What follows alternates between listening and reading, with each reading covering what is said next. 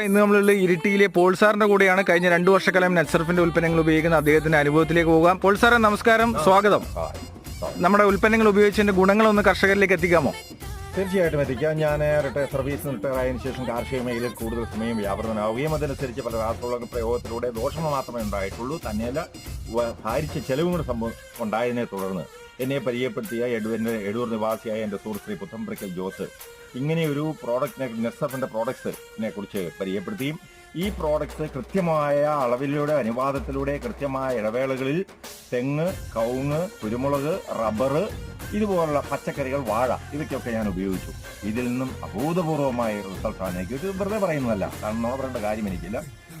ഉൽപാദന ചെലവ്, labour cost വളരെ കുറച്ചുകൊണ്ട് തെങ്ങിൻ്റെയൊക്കെ ഉൽപാദനം ഞാൻ പ്രതീക്ഷിക്കുന്നതിലും അപ്പുറമായി കിട്ടി. കാരണം നനയ്ക്കുകകൾ ചെയ്തു കേട്ടോ, അത് വേറെ കാര്യം. പിന്നെ കുരുമുളക് 5 കിലോ കിട്ടിയിരുന്ന സ്ഥാനത്ത് 22 കിലോ കുരുമുളക്